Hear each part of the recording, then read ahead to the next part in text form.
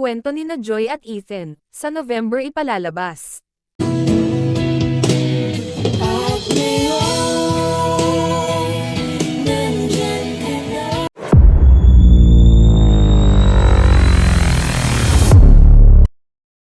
Isa na namang makasaysayang kolaborasyon, magsasama sa unang pagkakataon ang Star Cinema ng ABS-CBN at GMA Pictures para sa Hello, Love, Again, ang pinaka-inaabangang sequel ng blockbuster hit na Hello, Love, Goodbye.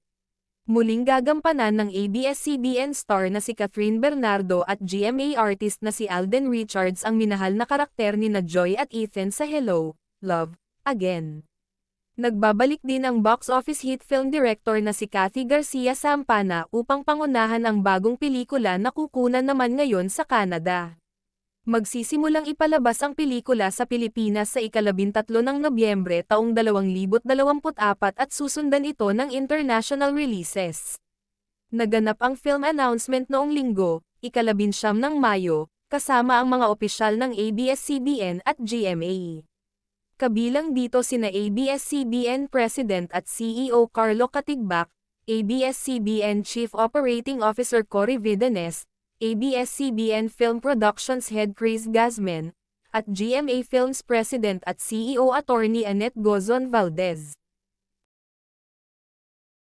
Saad ng Asia's multimedia star, hindi sila makapaniwala na sa wakas ay masusundan na ang Hello, Love, Goodbye, parang panaginip. Hindi po kami makapaniwala na finally it's happening this year. Yung pangarap na yun nasa puso ko lang in the past 5 years, so dreams do come true talaga, ani Alden. Sabi naman ni Catherine na sorpresa siya.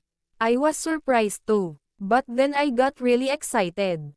Just the usual, alam natin kung gaano kahirap gumawa ng sequel.